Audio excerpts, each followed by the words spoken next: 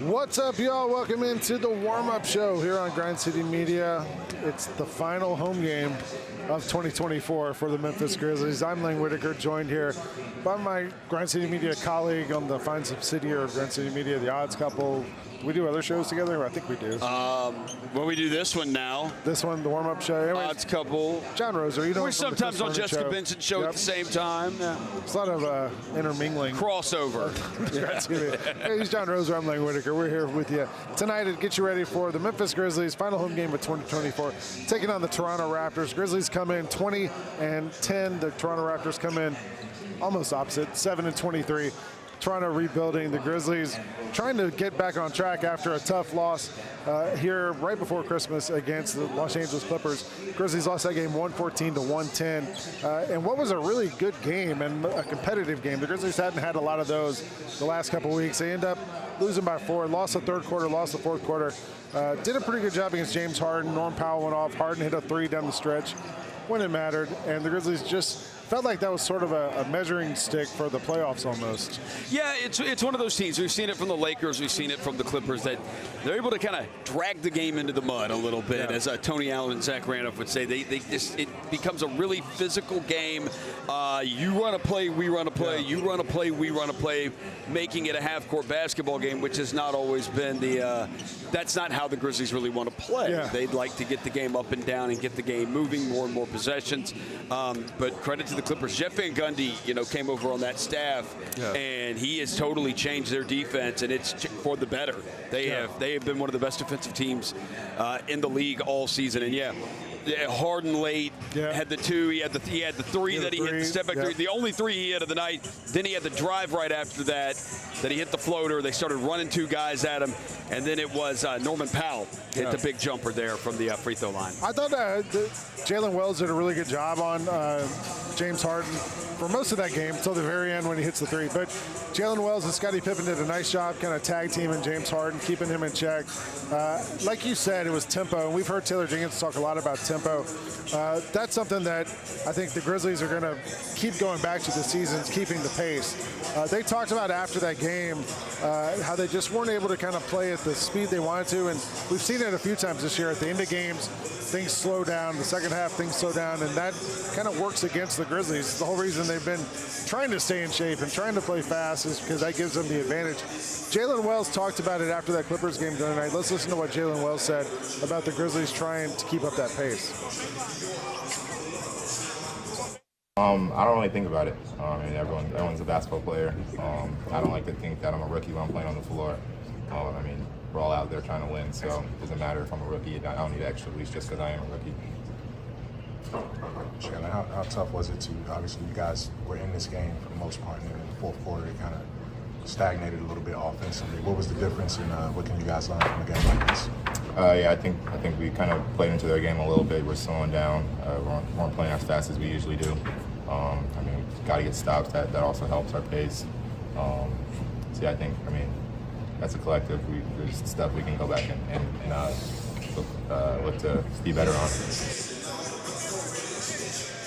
So if this has become something of a recurring theme for the Grizzlies, trying to keep the tempo up, trying to play faster, how do you think this is something the Grizzlies solve? It's a tough thing. Yeah, it is a tough thing. It's tough when essentially you got a lot of time. You got 2 rookies out there, and so that can be tough. And Jalen has played his butt off all year, and he's been great for the team and did a stand-up job on James Harden until those last 2 possessions. Yeah. I couldn't help but think during that game, that was one I felt, this is where you need Marcus Smart. Yeah. You need Marcus. That's a guy who's had a ton of games, ton of playoff games under his belt, and that's the kind of game with that physicality you want to play, we want to play, where you really needed Marcus Smart. And I'll go one further. Vince Williams would have been another guy in that game, because I said it on the Grind City Rewind that night that it felt like the Clippers were sort of the 6'6 mafia. Like, they have a bunch of guys who are all wing players. They had Zubats, then wing guys. And all those wing guys could switch everything, and it made it really hard for the Grizzlies to find mismatches. And if you have a Vince Williams and a Marcus Smart on the other side of that, it kind of gives you the same advantage. I think that the Clippers had in that game. No, absolutely. That would give you two big-time perimeter defenders there. And I think the other thing you talked about, the Clippers switching. Yeah. The other thing for them, too, is it made it so easy because once the Grizzlies, if they missed a shot, Zubac cleaned everything up on the glass. They didn't have to worry about giving up offensive rebounds. Remember how good the Timberwolves were defensively last year? And it was just all arms and legs. Yes. The Clippers were sort of like that. Yeah, you couldn't get in the paint, and points in the paint is something we've seen this team go for. One of the ways the Grizzlies have been so good this year is your guy, playmaker Jake. Shout out playmaker Jake. Jake LaRavia came into the season in the best shape of his career, something he said he was really focused on, trying to give himself the best opportunity to be successful, and he's been awesome. There was a stat the other day I pulled off B-Ball Index. I don't even know what this D LeBron is. Basically defensive improvement from one year to the other. Jake LaRavia has the biggest improvement of any player in the NBA this year, from one season to the next. I was just wondering, what have you seen from Jake? I know you've kind of been a fan because you guys are both into card collecting. You've been a fan for a few years. We operate on different levels as far as that goes. What have you seen from Jake this year that's made him so good? I think staying healthy. I think being healthy is a big thing. And I think Elliot Perry always says that, sometimes with guys, there are some guys that are the stars of the league that you see it, you know it right away. But he says for a lot of these guys, it's about 3 to 4 years for them to find out what they are and to get adjusted to the speed and be comfortable. And I think Jake, he knows what his role is now, and he knows what he is supposed to be. And I think there is something to, he only played a combined 70 games his first 2 years. Yeah. But I think there's also some of it they tried to make. It's almost like he specifically be just like a three-point shooter, be that corner three guy.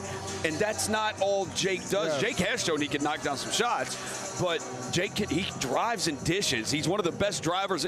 He is one of the best in the league. His assist percentage off of drives in the entire NBA. And then when he does make threes, Traymaker Jake. Oh, we had a new one. I can't take credit for that, but I'm going to. You should. But also the defense. We saw that stat. I think defensively this year, he's become a very important part for this Grizzlies team as a perimeter defender. He kind of knows who he is on defense, too. Yeah, I think one of the biggest things, too, with guys when it comes to perimeter defense is, you can't be afraid to mix it up. Yeah. You can't be afraid of the contact, the physicality, and Jake's not at all. And I think that's just such a big part of it, and I think a big reason for his success this year and growth on that end. Well, another guy who's grown and been a big part of the Grizzlies' success and his own success has been Santi Aldama, and Santi's one of the reasons the Grizzlies have the #1 scoring bench in the NBA. And there was a story this week, shout out Drew Hill, who was on this show about a week ago, did a big feature on Santi's growth in the Daily Memphis. I want to read you this quote. In the story, Desmond Bane was asked about Santi when he started out. He said, yeah, he was trash. And he said, how has he slowly crept into the Sixth Man of the Year discussion? Bane said, it's a good question. It really is. But I do think, you see Santi, you remember when he was starting out on The Hustle, which John Roser is the Hustle color commentary guy. There were so many games where he would shoot threes, play great, and he would come here and he couldn't make a three, and it was a totally different game for him. Yeah. He seems so much more confident now at this level. Yeah, that's which one do you want to get?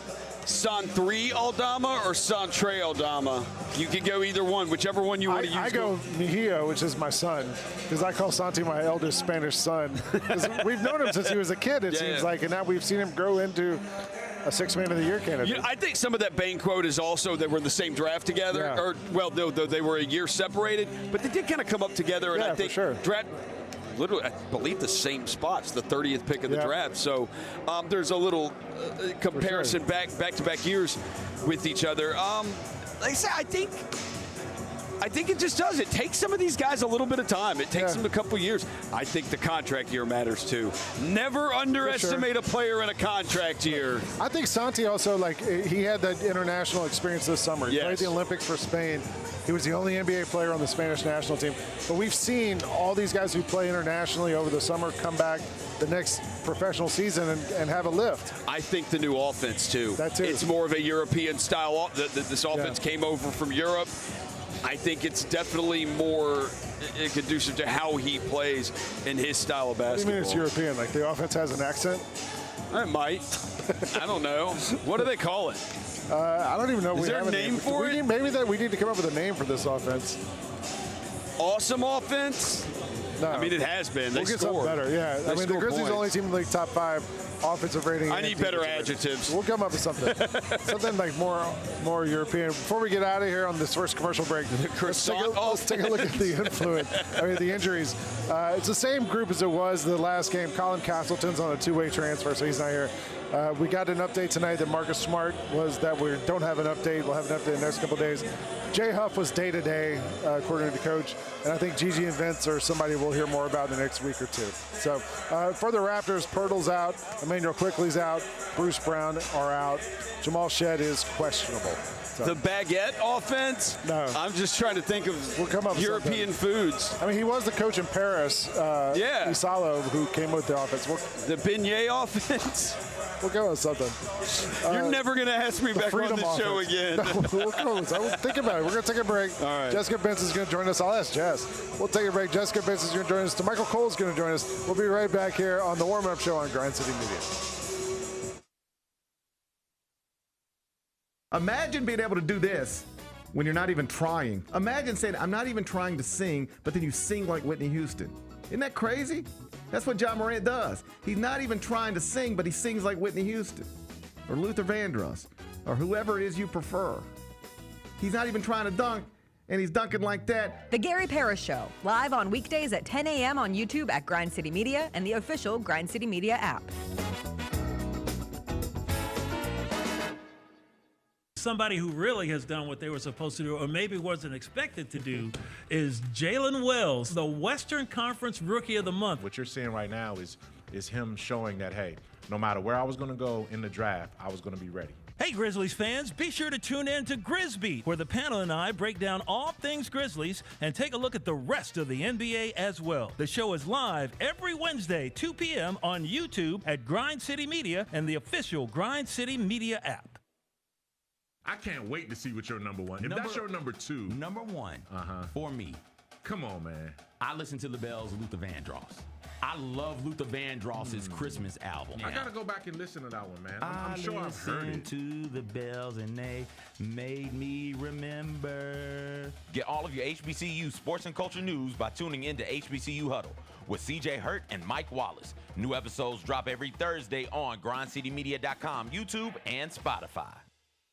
I want to throw a party just so I can be in control of the aux cord, just so I can force everybody to listen to the Wicked soundtrack. Both of these actresses in Ariana Grande and Cynthia Erivo, I thought it showed how they have experience performing live and on screen, both of them. Tune in to the Jessica Benson Show with CJ Hurt, live every weekday at 8 a.m. on YouTube at Grind City Media and the official Grind City Media app.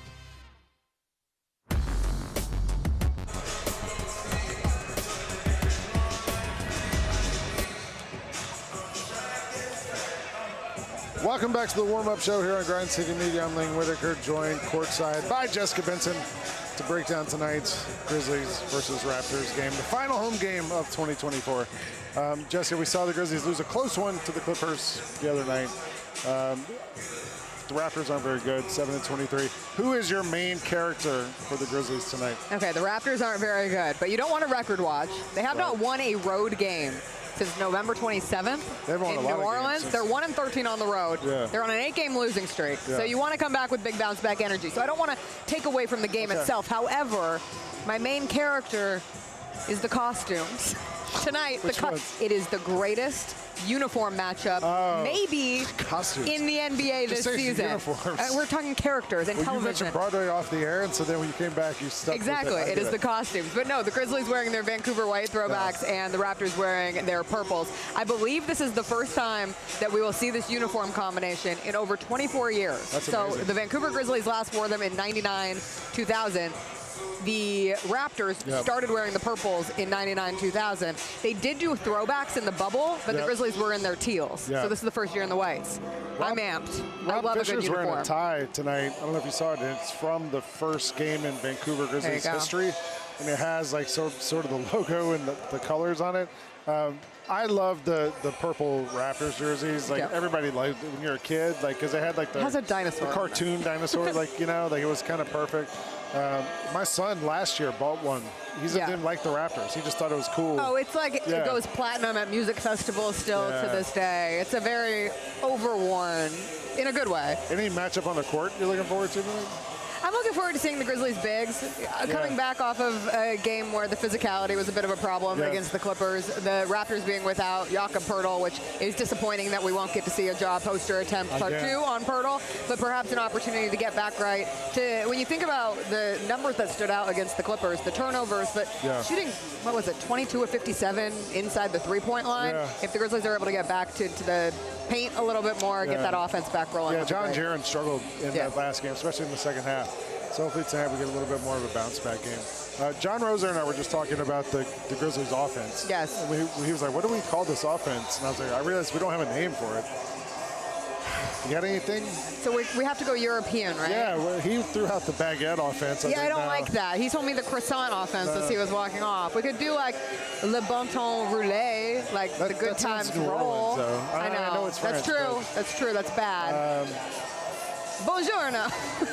the up-tempo something? I don't know. We got to think of something. I don't know. We'll the Leaning Tower of Grizzlies, because they go up and then you topple. Maybe some points in the paint. I don't know. We'll think of something. All right. The UN. The United Nations of Scoring. United Nations of Basketball. All right. Hey, we'll keep working on it. We'll be better in 2025. The best part of this is after tonight we get vacation. So we'll see you guys in like a week and a half. I know. And we'll have a better name for the Grizzlies offense. I'm really going to work on it. We're going to work on this. All right. Jess, appreciate it. We're going to take a break. Damichael Cole joins us on the other side of this. You're watching the warm-up show on Grind City Media.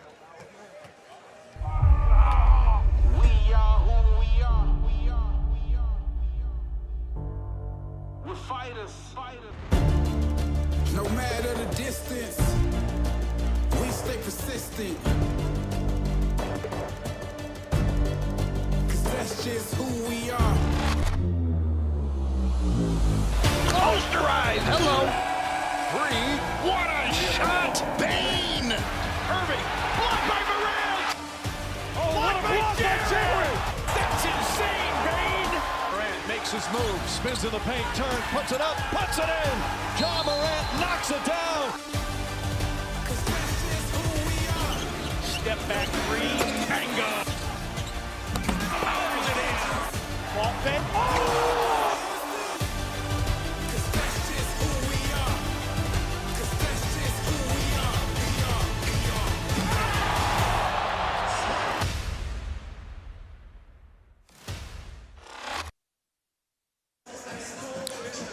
Welcome back to the warm-up show here on Grind City Media. I'm Lang Whitaker, joined courtside now by Damichael Cole from the Memphis Commercial Appeal. Welcome in. We were talking before we came on the air here. You just did a story about Yuki Kawamura and the Grizzlies' popularity in Japan. Well, like, has it taken you by surprise as much as it has me?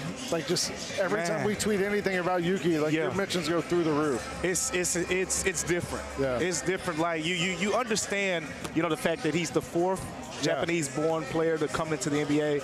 We've seen sort of similarities in a way with Yuta, Rui Hachimura, and things like that, but. I think people have a relatability to him, being that he's 5'8". Like, it's not even Japanese people. It's just people in general saying, this is a guy that looks like us. That was kind of a thing with Steph Curry when he was coming up. It's like, oh, he's not jumping from the free throw line and doing windmills and things. Like, we can envision ourselves doing, what he's doing. But to go even a step further, like, I mean, when I was doing the story and learning about what he's meant to Japan and whatnot, like, the numbers weren't a surprise based off what we've seen this year. What came probably more as a surprise to me is it's not even just Japan. Like, he's kind of like an Asia phenomenon. Like, it was Taiwan. It was Vietnam. It was all these different countries, surrounded in that area in like Southeast Asia, somewhere near where he has really made the Grizzlies in a way bigger than the Lakers and the Warriors. That's wild. Which is I mean, unfathomable. I don't even know if he's on is he active tonight? We didn't see him at shoot around today, so I don't know if he's going to be here tonight. But that's unbelievable. You also told me that you just wrote a story about, and I'm totally forgetting what it was. The slow steps. The slow yeah, the decel. The decel, yep. We've seen the Grizzlies do it so much this year. I saw some guys doing it last night on Sunday on the Christmas Day games. Yep. Basically, you get to the rim, and instead of going as fast as you can, you slow down and let everyone fly by you. Like, how did this come about? Yeah, so as you said, there have been some other teams doing it going back since last season. I typically remember. But the first thing that you got to go back to is the NBA's travel rules, because this move, you can't do it in college. And so it was funny when I didn't even write that much about this, but when I was talking to Jalen Wells about it, you could just hear like how refreshed he was and talking about it. Basically, it was like, man, this is giving me something like I couldn't do this in college. But yeah, it gives you an extra step in a way, because your first step here is 0. You get a 0, which is your gather, and then you got the 1 and the 2 step. And what the players are learning is how to take advantage of that extra step. Part of the process is not just the steps, it's the ball too. You know, you see them a lot of times, especially Ja, Scottie Pippen, Jake LaRavia as well. They show the basketball. So when they're showing the basketball to the defense, we've seen it with Jalen Wells too. Guys, that's what make the guys fly by them just as much as them decelerating and slowing down. It's when guys see the basketball, they start to do the LeBron James, right? They're about to jump, they're about to chase it down. And the whole time, this guy's just showing the basketball to get you to commit to doing something. So it slows the games down, not just physically by the steps, but mentally as well. Every player that I talked to, specifically Ja, said how it slowed the game down for him. Scottie saying it helped him with the turnovers. Like, it's helpful. And shout out to Noah LaRoche. He was the guy who came to Memphis this summer and really drilled this with the players. And that's why if you really just get into the real nuances of it, like who's the most advanced guys on the team at it right now, to me, just based off what I saw, I'd say it was Jalen Wells, Jake LaRavia, and I would say Jalen Wells, Jake LaRavia, and Scottie Pippen Jr. are the guys I've seen it probably do more than anyone else. And those just so happen to be the 3 guys who were at Summer League with the Grizzlies. And Gigi Jackson was doing it in Summer League as well. Do you remember, last season the Grizzlies had 1 million players, but Xavier Simpson, I think I remember Xavier he was the one doing it last year every once in a while, and you were like, what is this? It was kind of a novelty then. But now you're seeing it across the NBA. Yeah, it's popular. A lot of guys are doing it. It's a popular thing, we were talking about the Clippers game the other night. Grizzlies second half, things slowed down. They kind of got out of rhythm, out of their preferred pace. How do you think the Grizzlies can keep that pace going for 4 quarters? Got to get stops, for one, and that is the key in each game. That, like, I think there's a kind of an identity being formed for how to beat the Grizzlies when they're playing this way. If you look at, they don't have a lot of losses, so it's not a lot to choose from. But if you go early in the season, I went back and listened to when I was in Houston, second game of the season, and listened to what the guys said after the game. It pretty much sounded verbatim how they talked after the Rockets game. Toughness was a key word, right? John Morant and Desmond Bain were talking about how we started going back to our old ways. We started getting pick and roll heavy, right? The game slows down. You start playing pick and roll more instead of the fast-paced tempo things like that. So that's what we saw against the Clippers. So at the end of the day, it's sticking to your principles. Getting to late. They haven't had, and I wrote about it being a good thing for them. They haven't had a lot of games that have been close ones. This one isn't projected to be a close one tonight. We'll see what happens. But they haven't had a lot of those games where you get to the fourth quarter, 5 minutes to go, and every single, that's how that game felt. Every single shot, it's like, oh, that could be a bad shot. Oh, if he misses it. They haven't had those. Usually it's like, the lead goes down from 25 to 23, no sweat. So it's good reps for them, and as they get those reps, they'll kind of continue to figure it out. All right, appreciate you stopping in and joining us. Damichael Cole, check him out in the commercial field. We're going to take one more break, come back here, get you ready for the game you're watching, the warm-up show on Grind City Media. There was a tweet from NBA G League that Cam Spencer was, quote, unconscious. Cam Spencer had 51 points on 75% shooting. The Grizzlies front office ability to find talent late in the draft continues to be a massive, massive positive for this team. Tune in to the Jessica Benson Show with CJ Hurt live every weekday at 8 a.m. on YouTube at Grind City Media and the official Grind City Media app. How about them Tigers? Tigers Go. Beat Tulane in a game that nobody called. Nobody thought was going to happen. They were a 2-touchdown underdog. And they got the win. Number 25 in the AP right now, number 24 in the coaches poll right now. So this is a Tigers football team that's going to end the regular season ranked in both major polls, possibly ranked in the CFP as well with 10 wins. That's a damn good season. The Odds Couple, live at 2 p.m. on YouTube at Grind City Media and the official Grind City Media app. Look at that. We got the whole Grizzlies team just infiltrated our studio. Santi Aldama's in the house. Look at everybody. The whole Grizzlies team. Look at Zach Edey's in the house. John Morant's in the house. Say hello. Say hello. Yo. The Chris Vernon Show, live on weekdays at noon on YouTube at Grind City Media and the official Grind City Media app. ESPN put out a list. Top 30 best pro wrestlers under 30 in the world today. Number 1, Dirty Dom. Number 2, MJF. I think Dom is deserving to be number 1. I think he is probably, like I said, one of the greatest heels in the last 10, 15 years. Like you said, he can't talk on the microphone. The fans love it because they feel like they're a part of the show. And that's the best. Without their booze, he's not the best heel. Tune in to Grind City Wrestling weekly on the Grind City Media app and on the Grind City Media YouTube channel.